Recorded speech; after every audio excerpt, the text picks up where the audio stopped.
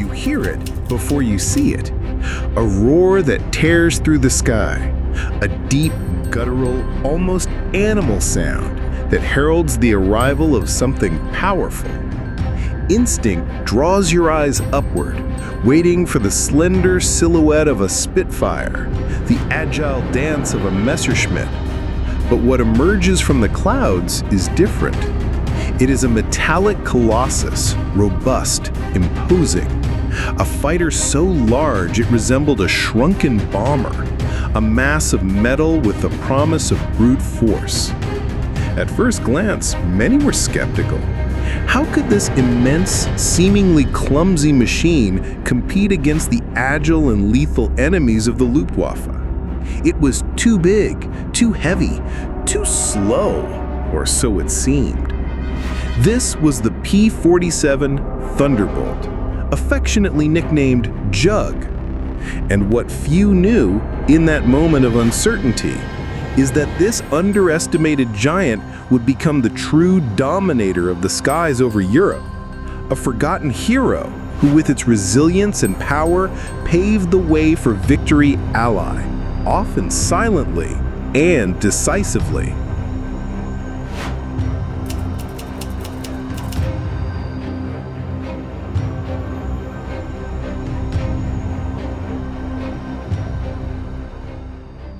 When the P-47 Thunderbolt made its official appearance in 1941, the world of combat aviation already had its icons.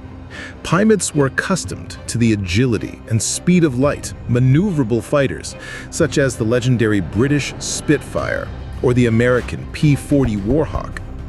When they looked at the Thunderbolt, a feeling of skepticism took hold. Questions echoed through the squadrons.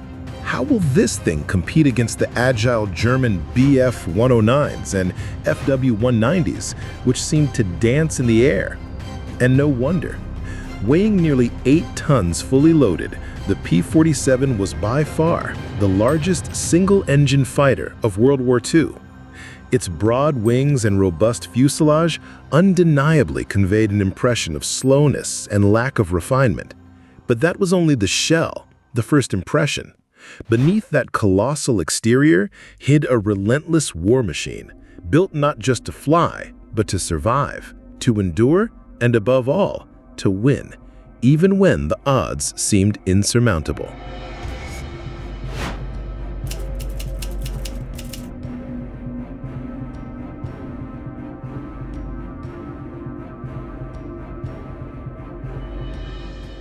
The Thunderbolt's beating heart was an engineering marvel, the Pratt & Whitney R2800 double wasp engine, an 18-cylinder behemoth arranged in 2 star-shaped rows capable of generating over 2,000 gross horsepower. It was a monster of power that transformed the P-47 into a veritable steel rocket capable of reaching speeds exceeding 690 kilometers per hour. More crucially, its high-altitude performance was exceptional, precisely where Allied bombing raids most needed escort to deliver their blows against Germany's industrial heartland. But power was only one pillar. The P-47 was conceived as a true flying tank. Its structure was reinforced with heavy armor around the cockpit, ensuring vital protection for the pilot. The wide, robust fuselage was designed to absorb devastating impacts from enemy machine guns and cannons, withstanding damage that would have caused other aircraft to disintegrate in mid-air. And the air cooling system, rather than liquid, was less susceptible to leaks in combat, drastically reducing the chances of fatal failures. Reports of Thunderbolts returning to base with severely damaged wings, burning engines, and fuselages riddled with bullet holes and shrapnel were not uncommon. Even seriously wounded, the P-47 stubbornly persisted in flying, defying physics. And the armament? Formidable artillery. 8 50-caliber Browning machine guns, 4 in each wing, synchronized to fire thousands of rounds per minute. Each burst was a deluge of fire, capable of piercing and destroying enemy fighters, disintegrating trucks, dismantling light tanks, and even annihilating entire locomotives. The P-47 Thunderbolt struck the perfect balance of overwhelming firepower, unwavering endurance, and a power that left its adversaries at a disadvantage.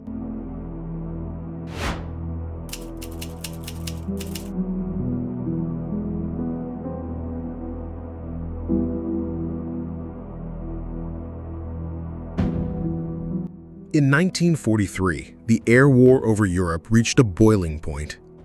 Allied bombers, such as the iconic B-17 Flying Fortresses and the sturdy B-24 Liberators, were carrying out ever-deepening strikes against strategic German targets, factories, ammunition depots, oil refineries. They were the spearheads of the bombing campaign, but they faced a colossal obstacle. Without adequate escort, they became easy prey for the agile and aggressive Luftwaffe fighters. It was in this critical scenario that the P-47 Thunderbolt entered the scene, not just as a fighter, but as an aerial guardian. Equipped with additional fuel tanks, it began to accompany the bombers on long-range missions, covering vast distances over hostile territory. And when German interceptors dared to approach, the Thunderbolts swooped down on them like relentless predators, transforming the sky into a brutal battlefield. The impact was immediate and dramatic. The bomber formations, once soft and vulnerable targets, now had a formidable steel shield around them. The Luftwaffe began losing experienced pilots at an alarming rate, and each interception mission became more costly and risky for the Germans. The P-47 not only defended the skies with ferocity, it also broke enemy morale, clearly demonstrating that the Allies were willing to fight and conquer every inch of European airspace, whatever the cost.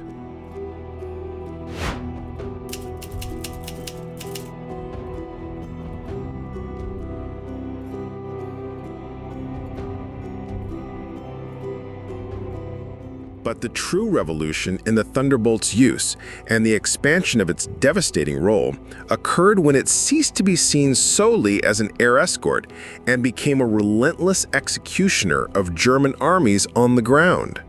Its incredibly durable structure, designed to withstand aerial combat, was perfect for diving low attacks, transforming it into a mobile destruction platform. Carrying an impressive payload of over a ton of bombs and rockets, the P-47 became the ideal weapon for attacking high-priority ground targets. Picture the scene: a column of German tanks, the dreaded Panzers, advancing along a narrow winding road, the backbone of a ground offensive. Suddenly, the sky fills with a deafening roar, a metallic thunder that portends destruction. A squadron of Thunderbolts dives at high speed, dropping bombs that burst into flames and firing their 8.50 caliber machine guns in a continuous burst. In a matter of seconds, vehicles explode into fireballs fly, railroad tracks are twisted and destroyed, and the road itself turns into a blazing inferno. Each such attack was not just a display of power, it was a vital tactical disruption.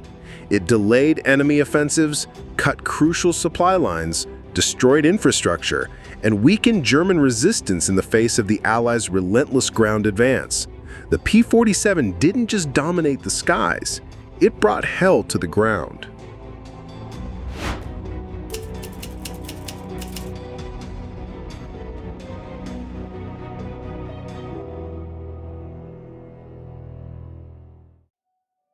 What truly solidified the P-47 Thunderbolt's legendary reputation, beyond its impressive strength and firepower, was the unshakable confidence it inspired in its pilots. In a brutal combat environment where the margin for error was slim and survival a daily struggle, pilots knew the Jug was more than a machine. It was a loyal companion, a shield they could rely on. Stories of incredible feats circulated through the squadrons, tales of bravery and mechanical resilience that became legend. Accounts of Thunderbolts that returned to base with half their tail section destroyed, still flying steadily. Aircraft that landed with holes so large in the fuselage that the sky could be seen through them, yet still didn't fall apart.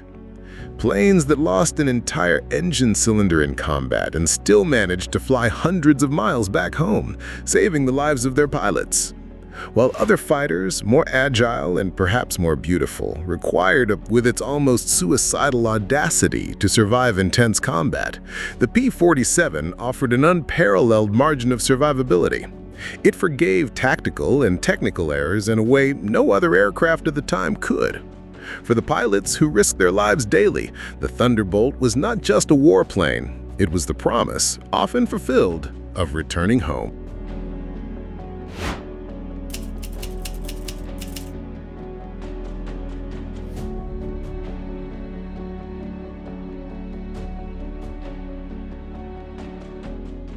Despite its undeniable importance and spectacular performance, the P-47 Thunderbolt never achieved the same level of popular fame as aircraft like the Spitfire, with its iconic beauty, or the P-51 Mustang, which became the symbol of long-range escort missions at the end of the war.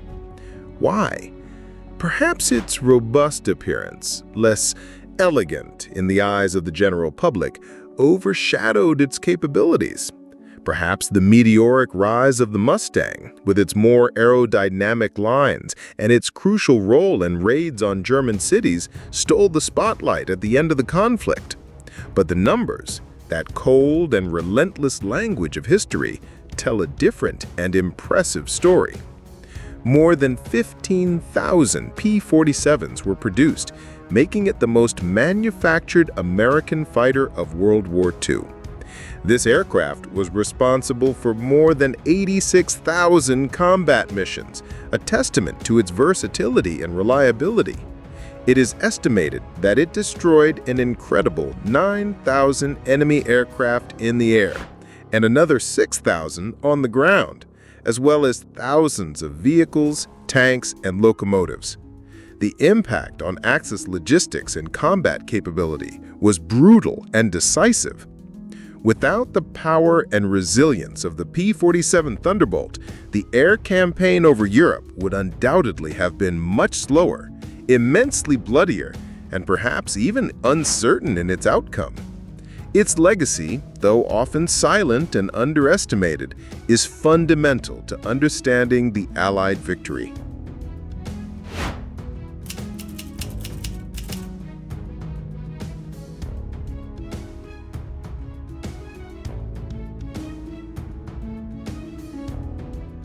The P-47 Thunderbolt was more than a fighter plane. It embodied Allied strategy in its purest form. Brute strength combined with unwavering durability and overwhelming firepower. In the sky, it was the unbreakable shield that protected the bombers, allowing the air campaign to continue successfully. On the ground, it was the relentless hammer that broke the enemy's logistical back, stalling advances and cutting off supplies.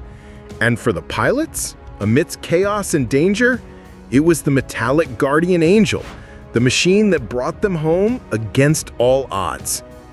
Today, when we remember the heroes of World War II, it's easy to extol the beauty of the Spitfire or the speed of the Mustang, but if we truly want to understand who truly dominated the skies over Europe, who bore the brunt of the battle with tenacity and effectiveness, we must look beyond aesthetics and superficial fame.